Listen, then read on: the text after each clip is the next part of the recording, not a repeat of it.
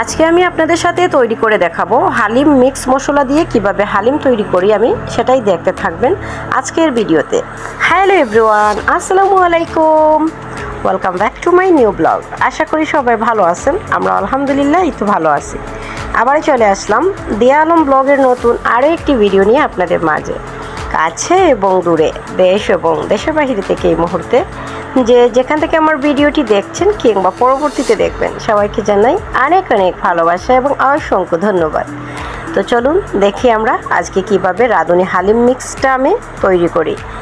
তো এখানে যে উপকরণগুলো দেখতে পাচ্ছেন এগুলো আগে থেকে আমি কেটে রেখেছি, আর এগুলো আমার এখন প্রয়োজন নেই, এগুলো লাস্টের দিকে সব কিছু লাগবে। এবার আমার শুধু লাগবে পেঁয়াজ কুচি।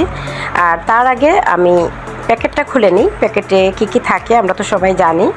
তো তাও এখানে হচ্ছে 2টা প্যাকেট থাকবে, 2টা প্যাকেটের মধ্যে একটাতে থাকবে মিক্স মশলা আর একটাতে থাকবে, বড় প্যাকেটটাতে থাকবে ডাল এবং শস্য দানার যে মিশ্রণটা ওইগুলো। তো এটা আমি খুলে নেব আর মশলার প্যাকেটটা সাইডে রেখে দেব। মশলার প্যাকেটটা আমি সাইডে রেখে দিয়ে আর ডালের প্যাকেটটা আমি খুলে ডালটা বের করে নেব। আর এই হালিমটা কিন্তু ঘরে নিজেরাই তৈরি করা যায় সব ধরনের ডাল শস্যদানা দিয়ে। এটা আমি নেক্সটে অবশ্যই আপনাদের সাথে শেয়ার করব। আর আমরা তো বেশিরভাগ এখন অলস হয়ে যাচ্ছি, ইউটিউব করে আরও বেশি ঘরের ভেতরে ঝটপট করে যা বানানো যায় সেটাই বানানোর চেষ্টা করি। আর এই হালিমটা আমি গরুর মাংস দিয়ে রান্না করব। 2 সপ্তাহ থেকে মানে এটা রাখা, শুক্রবার আসলেই ভাবি সবাই বাসায় থাকে এটা রান্না করব, কিন্তু এটা রান্না করা হচ্ছে না অলসতা করে করে। এখন আমি অনেকটাই অলস হয়ে গেছি। আর হচ্ছে মুরগির মাংস দিয়েই করেছি, কারণ গরুর মাংসটা খুলছিল না, আজকে এটা বানানোর খেয়াল ছিল না। তো লালপরি বললো এটা আজকে বানাও বানাও বলে আমাকে জোর করছিল, তাই আমিও লেগে পড়ি এটাতে ঝটপট করে। সামনেই ছিল মুরগির মাংস আর গরুর মাংসটা অনেকটা নিচে পড়ে গেছে ডিপ ফ্রিজে, সেই জন্য আজকে আর গরুর মাংস দিয়ে বানানো হয়নি। তো মুরগির মাংস কিংবা গরুর মাংস, খাসির মাংস, যে কোনো কিছু দিয়ে খুব ভালো লাগে কিন্তু হালিম মিক্স রান্না করলে। তো এখানে আমি ফুটন্ত গরম পানি দিয়ে এবার মিশ্রণটাকে ভালো করে একটা হ্যান্ডউইচ দিয়ে ব্যাটারটা দিয়ে মানে ব্যাটারটাকে ভালো করে আমি মিশ্রণটা হ্যান্ডউইচের সাহায্যে মিক্স করে নিয়েছি। এটা থাকবে 15 মিনিটের জন্য রেস্টে রেখে দিলাম। আপনারা চাইলে 20 মিনিটও রাখতে পারেন। আমি যেহেতু ঝটপট করে করেছি তাই 15 মিনিট এটা ভিজিয়ে রেখে এবার আমি মুরগির মাংস একদম ছোটো ছোটো করে কেটে রেখেছি। এবার আমি কিভাবে এগুলো করি সব দেখতে থাকুন, মানে মিশ্রণটা তৈরি করি আর কি হালিমের মিক্সটা। তো 2টা প্যাকেট ছিল, একটা তো খুলে নিলাম ডালের, আর এটা হচ্ছে বাকি যে মশলার প্যাকেট ওইটা। এবার এটাকে আমি রেখে দিচ্ছি একটা বাটিতে।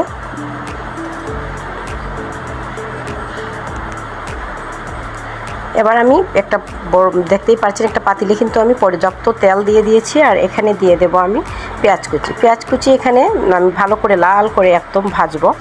আর কিছুটা পেঁয়াজ আমি তুলে রাখবো, লাস্টে আমার সাজানোর জন্য লাগবে, তো বেরেস্তা পেঁয়াজ লাগবে সেই জন্য। আর এই পেঁয়াজটাকে আমি একদম লাল করে ভেজে নেব।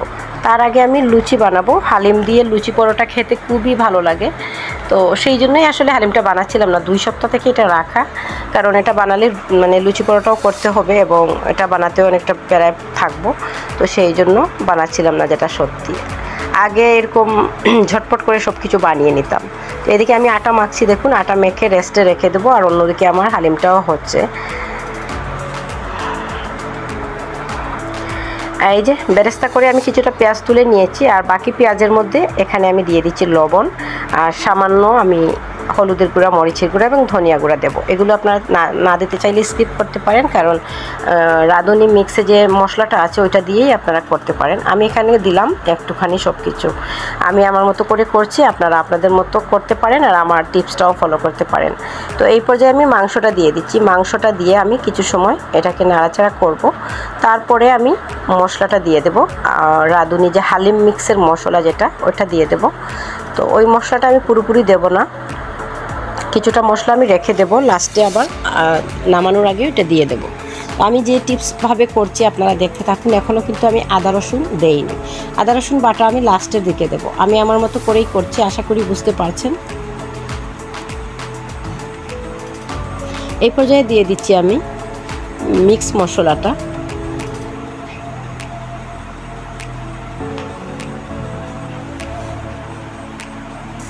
মিক্স মশলা আমি পুরোটা এখানে দেবো না, একটুখানি রাখবো, লাস্টের দিকে নামানোর আগে দেবো। তো তো যেইভাবে আমি করছি এইভাবে যদি আপনারা টিপস ফলো করে রান্নাটা করেন তাহলে কিন্তু একদম বাজারের যে দোকানে হালিমটা তৈরি হয় সেম সেই ফ্লেভারটা পাবেন।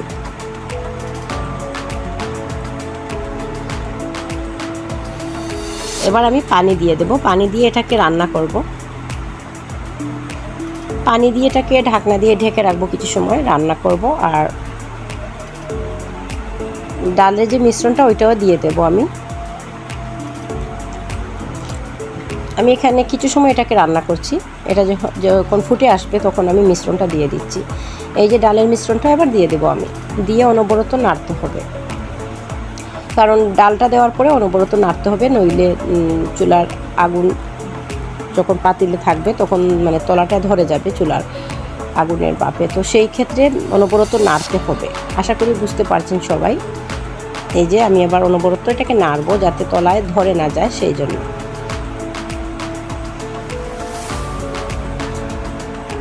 তো এইভাবে ঝটপট বাসায় তৈরি করতে পারেন। ছুটির দিনে সবাই বাসায় থাকে, এরকম একটা রেসিপি যদি বানিয়ে দেন তাহলে সবাই খুশি হয়ে যাবে। আর আমি এখানে আদা রসুনের পেস্টটা এই পর্যায়ে এখন এসে দিচ্ছি, আপনারা চাইলে ফার্স্টেও দিতে পারেন, আমি কিন্তু এই পর্যায়ে দিচ্ছি।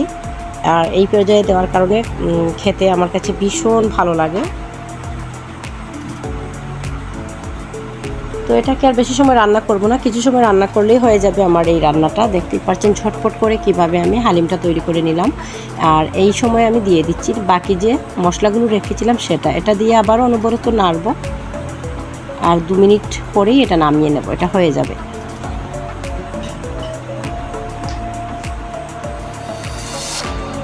একটা প্যাকেট থেকে অনেকেই খেতে পারে হালিম। তো দেখতেই পাচ্ছেন আমি কিন্তু পুরো প্যাকেটটাই রান্না করেছি। আর এই পুরো প্যাকেটটা আমাদের বাসায় মাত্র আমরা 4 জন মানুষ, এটা কিন্তু খাওয়া হবে না। আমি অর্ধেকটা রেডি করব, অর্ধেকটা রেখে দেবো ফ্রিজে। আর এইদিকে আমি আমার রুটিটাও কিন্তু বানিয়ে নিয়েছিলাম। এবার লুচিগুলো আমি তেলে ভেজে নিচ্ছি। আর লুচিগুলো দেখুন ফুলকু ফুলকুভাবে ফুলে আসছে, খুবই সুন্দর এবং খুবই খেতেও সুস্বাদু হয়েছিল, একদম নরম সফট হয়েছিল আজকের লুচিগুলো। তো দেখতেই পাচ্ছেন আমি লুচিগুলো ভেজে নিচ্ছি, 2-1টা আপনাদের সাথে শুধু শেয়ার করছি, আর বাকিগুলো আমি অফ ক্যামেরায় করে নেব।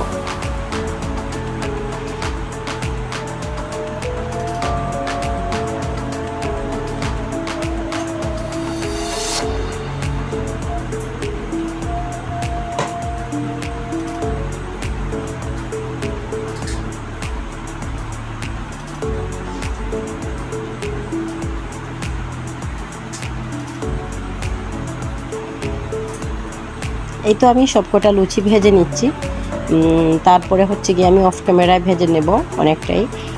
অনেকটা লুচি পরোটা বানিয়েছি কিন্তু। এবার আমি সাজাবো, দেখুন কিভাবে আমি হালিম মিক্সটা সাজাচ্ছি।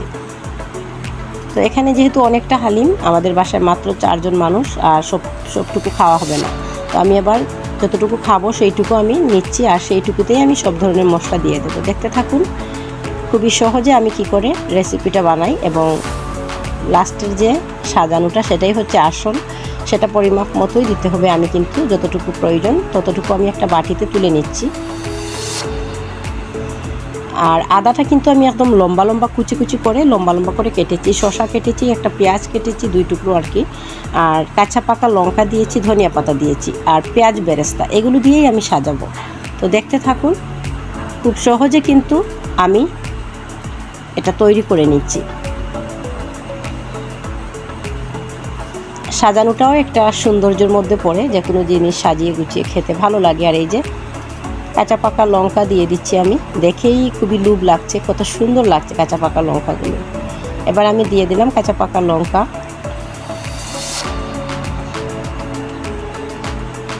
তারপর দিয়ে দেবো আমি পেঁয়াজ বেরেস্তাটা।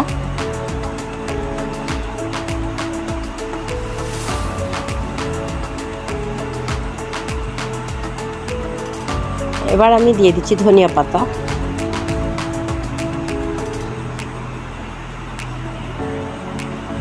তারপরে একটা শুকনো মরিচ উপরে দিয়ে দিলাম, এটা সাজানোর জন্য, দেখার সৌন্দর্যের জন্য। শুকনো মরিচ ভেঙে দিলে আরও বেশি ভালো লাগবে, আপনারা চাইলে ভেঙেও খেতে পারেন। আর এই যে এবার আমি আদা কুচি করে রেখেছিলাম, দেখুন আদাটা এই পর্যায়ে আমি দিচ্ছি, কারণ এটা কুচি করে এরকম লম্বা স্লাইস করে কেটেছি। এটা কামড়ে যখন পড়বে এতটাই স্বাদ লাগবে, ভীষণ মানে ভালো লাগবে খেতে। আদাটা দিয়ে আমি সাজিয়ে নিচ্ছি, কতটা সুন্দর লাগছে দেখুন। আদাটার ডিজাইনটা একদম চিকন লম্বা লম্বা করে আমি কেটেছি। তো দেখার সৌন্দর্য হচ্ছে আসল, খাওয়াটা পরে। আর এই শসাটাও দিয়ে দিলাম এখানে, 2 টুকরো আমি পেঁয়াজ কেটে রেখেছিলাম, পেঁয়াজ দিয়ে দিচ্ছি। তো এই তো সাজানো হয়ে গেছে। আশা করি আপনাদের কাছে আজকের রেসিপিটা ভালো লেগেছে। রেডি মিক্স হালিমটা কিভাবে তৈরি করলাম আশা করি আপনাদের বোঝার সুবিধার্থে আপনাদের সাথে শেয়ার করলাম আমি কি করে তৈরি করি। আশা করি সবার কাছে ভালো লেগেছে আজকের রেসিপিটা। তো সবাই ভালো থাকবেন, সুস্থ থাকবেন এবং সবসময় সবাই দিয়া আলম ব্লগের সাথেই থাকবেন। দিয়া আলম ব্লগও সবার সাথে আছে এবং থাকবে ইনশাআল্লাহ। নেক্সট আরও একটি নতুন ভিডিও দেখার আমন্ত্রণ জানিয়ে আজকের ভিডিওটা এখানেই এন্ড করলাম। সেই অবধি সবাই ভালো থাকবেন, সুস্থ থাকবেন এবং নিরাপদে থাকবেন। আল্লাহ হাফেজ, আসসালামু আলাইকুম।